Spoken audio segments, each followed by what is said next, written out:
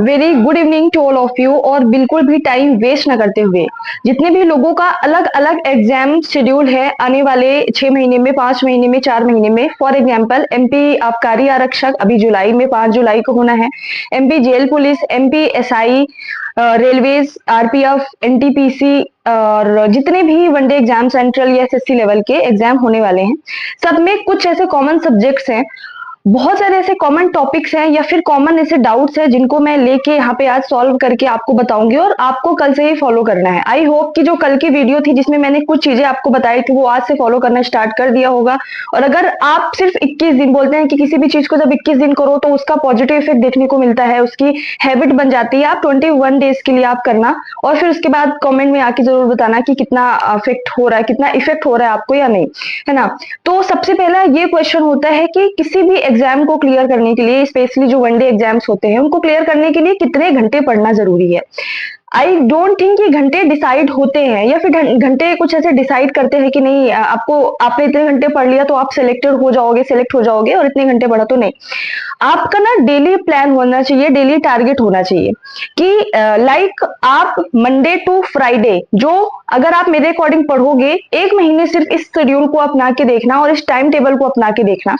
आप अगर Monday to Friday पढ़ोगे, सैटरडे को फुल रिवीजन डे रखोगे और संडे को भी हाफ रिवीजन डे रखोगे, मतलब मेरा कहने का मतलब है मंडे टू फ्राइडे आपने कुछ टॉपिक्स पढ़े अलग अलग सब्जेक्ट्स के, सैटरडे को पूरा रिवीजन किया उन्हीं जो भी 5 दिनों में आपने पढ़ा है, और संडे को जो बचा वो पढ़ा।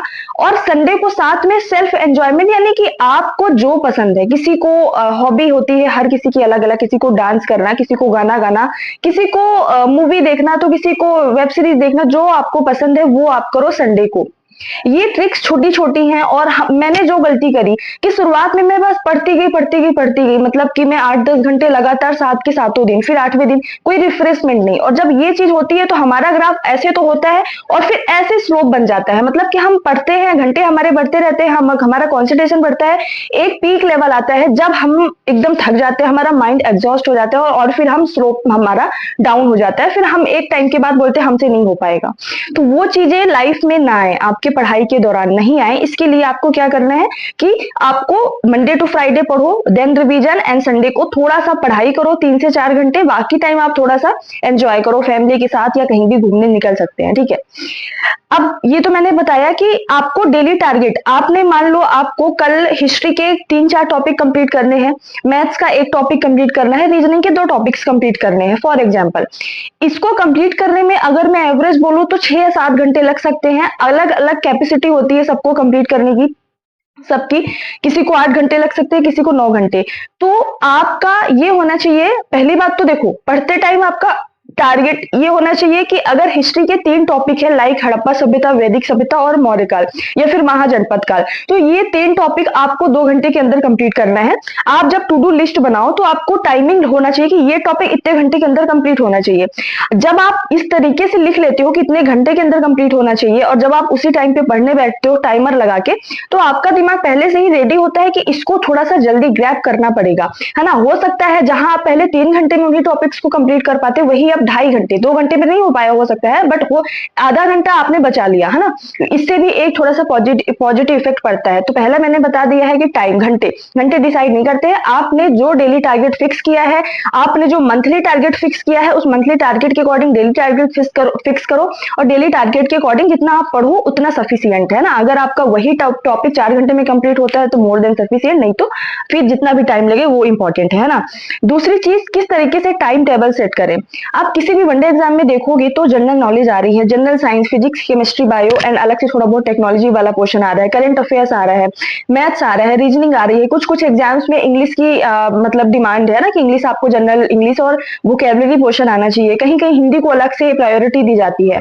तो देखो, जब आप पूरे सभी एग्जाम्स को, मैं एक किसी एग्जाम को फोकस ना करती हूँ, यहाँ पे ऐसा बता रही हूँ कि हर किसी के एग्जाम में, वनडे एग्जाम में ये सब्जेक्ट्स तो कॉमन होंगे, अपने अपने अकॉर्डिंग सेट कर लेना, ठीक है।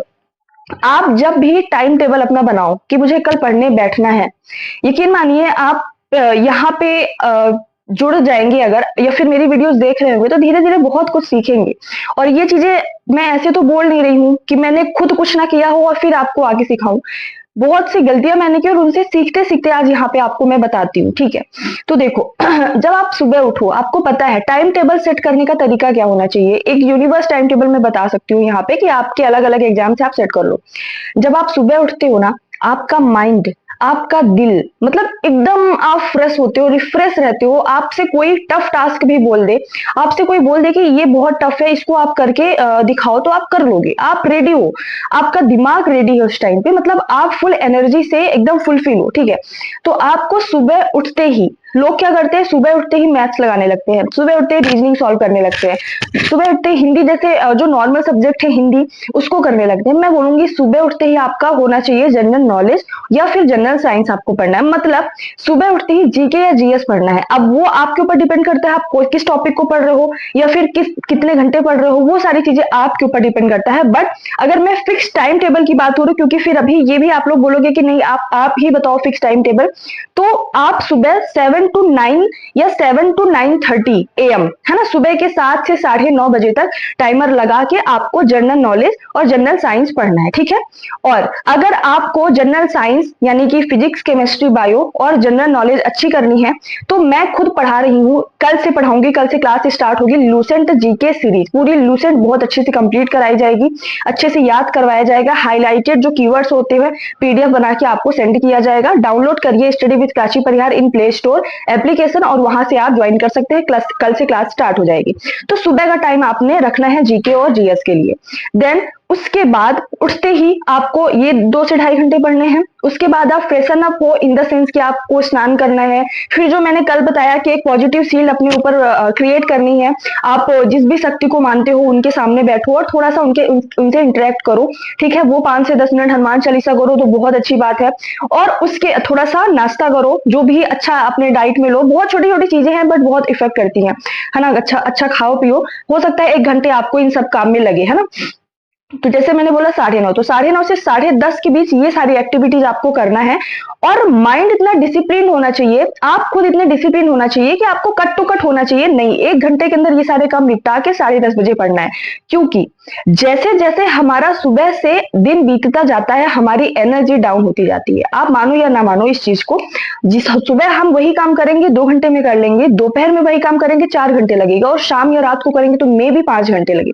इसीलिए जितना जल्दी सुबह वाला पोर्शन, सुबह से लेकर दोपहर तक के बीच का जो पोर्शन होता है, स्पेशली 12 बजे तक, जितना ज्यादा हो सके पढ़ो, ठीक है। 10:30 से फिर से एक टाइमर लगाना है, एक सिटिंग फिर से लगानी है। 10:30 से 11:30, 11:30 से 12:30, 2 घंटे का लगातार आपको फिर से टाइमर लगाना है। इससे टाइमर लगाने से क्या होता है, आपका कॉन्सेंट्रेशन पावर बढ़ेगा। जहां पे आप पढ़े, फिर 2 मिनट पढ़े और तीसरे मिनट आप उठ के चले गए पानी लेने, आपको पानी की बोतल लेके रखनी है। आपके माइंड में ये हमेशा क्लिक होते रहना चाहिए, जब तक दूसरा टाइमर, आपने टाइमर लगाया 2 घंटे, 10 बजे बैठे, आपके दिमाग में होना चाहिए जब तक 12 बजे वाला टाइमर नहीं बजेगा मैं नहीं उठूंगा, है ना। तो 10:30 से 12:30 का सेकंड टाइमर लगाओ, और ये जो होता है पोर्शन, यहाँ पे भी आपका माइंड बहुत अच्छे से काम कर रहा होता है। अब देखो, मैथ्स और रीजनिंग में किसी की मैथ्स अच्छी नहीं होती और किसी की रीजनिंग अच्छी नहीं होती। तो जिसकी जो सब्जेक्ट अच्छी नहीं है, लाइक आपको मैथ्स से बहुत डर लग रहा है, तो आप इस पोर्शन में मैथ्स उठाओ। फिर आपको दोनों ही अच्छे नहीं लग रहे हैं, या तो मैथ्स भी नहीं अच्छे लग रहे हैं और रीजनिंग भी आपको, क्योंकि जैसे मैं एक पर्सन ऐसी हूँ, मुझे नॉर्मल बेसिक मैथ्स आती है, क्योंकि मैंने एसएससी सीजीएल की भी कोचिंग कर रखी है, मुझे नॉर्मल इंग्लिश भी आती है, रीजनिंग भी आती है, पर इंटरेस्ट नहीं होता है। तो मैं क्या करती थी कि दोपहर में मैथ सॉल्व करती थी, जब मुझे दोपहर में नहीं, सॉरी, दोपहर में सो के उठने के बाद, जैसे मैं एक नैप जरूर, आगे जब अभी टाइम टेबल बताऊंगी तो बताऊंगी आपको, ठीक है। तो आप रीजनिंग सॉल्व कर सकते हो। ओवरऑल मैं बोलूंगी कि इस टाइम पे आप रीजनिंग सॉल्व करिए 2 घंटे, ठीक है। और 12:30 बजे उसके बाद जब आप फ्री हो, खाना खाओ, है ना, जो भी आपको खाना वाना है। और 1 घंटे का मैं बोलूंगी नैप लो। लाइक आपने 12:30 से 1 बजे तक आधे घंटे में खाना खाया। अब रोबोट तो हो नहीं कि हर चीज एकदम टू द पॉइंट फिक्स हो, पर हाँ, खुद को अपने आप को डिसिप्लिन में ढालने की जरूरत पड़ेगी। आपको मैं मान के चलती हूँ दोपहर में आप 2 घंटे फ्री हो, यानी 12:30 से 1:30 और 1:30 से 2:30, इवन आप 2.5 घंटे ले लो अपने लिए। 3 बजे तक आपने खाना भी खा लिया, थोड़ा सा फैमिली के साथ बैठ भी लिए, और जो भी फोन में आप थोड़े बहुत कुछ ऐसे एंटरटेनमेंट के लिए आपने देख भी लिया, और फिर खाना वाना खा के रेस्ट भी कर लिया। दोपहर में आधे घंटे या 1 घंटे का रेस्ट बहुत ज़रूरी होता है। रेस्ट मतलब अपने दिमाग को आप थोड़ा-सा रेस्ट दो।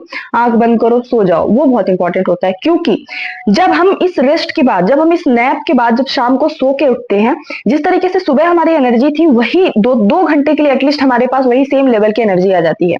तो आप शाम को सो के उठिए, अब आपका दिमाग काम कर रहा होगा उसी तरीके से जैसे आपको सुबह माइंड काम कर रहा था। अब आप मैथ्स को उठा के स्टार्ट करिए, मैथ्स उठाइए, या फिर जिसको जो भी लग रहा है कि आपको बहुत टफ है या आप टैकल नहीं कर पा रहे हैं, इंटरेस्ट नहीं आ रहा है, तो आप मैथ्स उठाइए। लाइक आपने 3 बजे से 5 बजे तक मस्त आप सो के उठे हो और सुबह से सोचो आपने 4 घंटे अच्छे से पढ़ाई भी कर ली, 2 अलग-अलग सब्जेक्ट्स में अच्छे टॉपिक्स को आपने कमांड भी कर लिया। अब आप सो भी लिए, खा भी लिए, अच्छे से सब कुछ हो गया। अभी आपका माइंड ऑलरेडी पॉजिटिव हो चुका है। जब हम सुबह उठ के 1-2 घंटे पढ़ लेते हैं तो ऑलरेडी पूरा दिन पढ़ने का मन करता है, ये रियलिटी है। तो अब जब शाम को उठो तो आराम से 3 से 5 2 घंटे का टाइमर लगाओ। मे बी किसी को मैथ्स ज्यादा लगाना है, किसी एग्जाम की डिमांड ज्यादा है तो 3 से 6 कर सकते हैं। मैथ्स पे अलग से वीडियो आएगी, आप आराम से मैथ्स लगाइए 3 से 5। और जैसे इवनिंग अभी गर्मी आने वाली है तो 5 से 6 के बीच में आपको थोड़ा सा अपने आप को वार्म अप करना है। आप मोटिवेशन वार्म अप ऐसे करना है कि आपकी बॉडी भी थोड़ा सा वार्म अप हो और साथ में माइंड भी। इसके लिए जो जो मैं करती थी छोटी छोटी चीजें वो ही मैं आपको बता रही हूँ, ठीक है। तो आप क्या कर सकते हो, आधे घंटे या 1 घंटे या 40 मिनट या 25 मिनट, जो जैसे आपको टाइम हो। मैं ये करती थी छत पे शाम को, किसी से कोई मतलब नहीं, मतलब मम्मी पापा से चाय वाय पीती थी, मम्मी पापा से थोड़ा 5-10 मिनट बैठती थी और शाम को छत पे क्या करती थी, ईयरफोन लगाती थी। जैसे होता है ना कि हम अपने छत पे हैं, अगल बगल वाले छत के भी लोग रहते थे, तो उनसे इंटरेक्शन मैं नहीं करती थी। भले ही वो उस टाइम पे मुझे, मेरे बारे में लोग सोच रहे होंगे कि अरे बहुत ज्यादा प्राउडी है, किसी से बात नहीं करती है, बट मुझे फर्क नहीं पड़ता था। क्योंकि मुझे ऐसा लगता है कि जब मेरा कोई एग्जाम पास आ रहा होता है, 2 महीने बचते हैं, 3 महीने, जितना फैमिली को छोड़ के जितना बाकी लोगों से आप कट ऑफ रहोगे उतना ज्यादा अच्छा रहेगा। क्योंकि हमारा दिमाग छोटू सा है, इसमें वही चीज घुसाओ जो इंपॉर्टेंट है आपकी लाइफ के लिए, आपके करियर के लिए। तो मैं उन लोगों से इंटरेक्ट करने से बचती थी, ईयरफोन लगाती थी और मोटिवेशनल सॉन्ग सुनती थी। वो आपकी चॉइस है, आप सॉन्ग में क्या सुनना चाह रहे हो, बट मैं मोटिवेशनल सॉन्ग सुनती थी, जिससे मुझे और बूस्टअप मिलता था, जिससे मुझे 6 घंटे या 7 घंटे या 8 घंटे पढ़ने के बाद भी फिर वापस छत से नीचे जाने के बाद फिर से एनर्जी मिलती थी, ठीक है। तो मैं वो सुनती थी और थोड़ा सा फास्ट वॉकिंग हो जाता था मेरा, ठीक है। ये मैं करती थी शाम को मैथ्स वगैरह सॉल्व करने के बाद। या फिर जैसे एमपीपीएससी का जब मैं प्रीलिम्स वगैरह का या मेंस का पढ़ती थी तो जो भी सब्जेक्ट पढ़ती थी उसके बाद, है ना, मतलब शाम को मेरा आधे से 40 मिनट का ये एक शेड्यूल में अंदर रहता था, शेड्यूल में, ठीक है। उसके बाद वापस जाओ। अब सोचो आप आपने 3 सब्जेक्ट्स बड़े बड़े पढ़ लिए, उसके बाद आपका एग्जाम जिस भी अलग से सब्जेक्ट की डिमांड कर रहा है, आपने सुबह से रीजनिंग पढ़ लिया, मैथ्स पढ़ लिया, जीके जीएस पढ़ लिया। अब हो सकता है आप जिस एग्जाम को देने जा रहे हो उसमें एमपी जीके की बहुत ज्यादा डिमांड हो, तो आप एमपी जीके पढ़ो, सॉरी। या फिर हो सकता है हिंदी या इंग्लिश की डिमांड हो, तो आप 1-2 घंटे का टाइमर लगा के हिंदी या इंग्लिश पढ़ो। मैं एग्जैक्ट क्यों नहीं बता रही यहाँ पे, क्योंकि हर किसी के एग्जाम की डिमांड अलग होती है और मुझे नहीं पता आप किस एग्जाम को फोकस कर रहे हो। एक चीज और, अगर आबकारी आरक्षक का 90 डेज का प्लान चाहिए तो आप लोग कमेंट में जरूर बताएं, तो मैं 1-2 दिन में आबकारी आरक्षक का 90 डेज, क्योंकि 5 जुलाई को आपको पेपर है, लगभग 3 महीने बचे हुए हैं ना, तो लेके आऊंगी। बट कमेंट आने चाहिए, या फिर किस भी टॉपिक में आपको चाहिए वो जरूर बताना। शाम को ये करना है और साथ में जिस भी एग्जाम को दे रहे हो रात में टेस्ट जरूर लगाओ। जैसे मान लो कोई भी एग्जाम के लिए 3 महीने बचे हैं, तो शुरुआत के 1 से 1.5 महीने शाम रात में सोने से पहले एक टेस्ट लगाओ और उस टेस्ट का उसी टाइम पे एनालिसिस करो और अपने टू डू लिस्ट में बना लो कि एनालिसिस पे ये वाला पोर्शन वीक है तो टू डू लिस्ट में वो वाले पोर्शन को 1 घंटे अलग से रखो, है ना, कि इस पोर्शन को वीक है तो 1 घंटे मुझे एक्स्ट्रा देने हैं, या फिर ये पोर्शन थोड़ा सा और अच्छा है तो उसको रिवाइज करना है। तो 1.5 घंटे, जैसे मान लो 3 महीने बाद कोई एग्जाम है, तो उस 3 महीने के शुरुआती दौर में 1 से 1.5 महीने में आपको रात में टेस्ट लगाना है, और जब लास्ट का 1 मंथ बचे तो सुबह जब आपको लगे प्रोबेबिलिटी कि इस टाइम पे आपका एग्जाम रियल एग्जाम हो सकता है, जैसे मैं एमपीपीएससी की बात करूँ तो 10 से 12 फिक्स है, तो मैं हमेशा अपने मेंटरशिप में बोलती हूँ कि आप 10 से 12 ही टेस्ट लगाओ, है ना। तो उस टाइम पे आप सुबह लगाना स्टार्ट करो। तो ये पूरा आपको टाइम टेबल सेट करना पड़ेगा, अपने आप को ऐसे बिजी कर लो, ऐसे शेड्यूल में बांध लो कि वो लाइफ में मजा आने लगेगा। मतलब ये स्टूडेंट लाइफ बहुत खूबसूरत होती है, अभी मुझे फील हो रहा है। अभी हम लोग इतने ऑर्गेनाइज्ड वे में मुझे नहीं लग रहा है मैं हूँ, मतलब जब ड्यूटी लगी लग गई, जब खाने को मिला खा लिए, मतलब बहुत सारी चीजें ऐसी हो रही हैं। बट स्टूडेंट लाइफ में मैं खुद बहुत डिसिप्लिन थी और बहुत अच्छे से ऑर्गेनाइज्ड वे में सारी चीजें, मतलब मेरी, मैं पढ़ती भी थी, मैं फैमिली के साथ भी बैठती थी, मैं मस्ती भी करती थी, मैं फोन में एंटरटेन भी होती थी, मैं एंजॉय भी करती थी, हर चीज टाइम टू टाइम होता था। और यही चाहिए एक स्टूडेंट लाइफ के लिए, सिर्फ पढ़ाई पढ़ाई भी नहीं चाहिए और सिर्फ एंजॉयमेंट भी नहीं चाहिए, ठीक है। आई होप कि ये वीडियो आपके लिए हेल्पफुल हुई हो। Thank you so much. जय हिंद, जय भारत।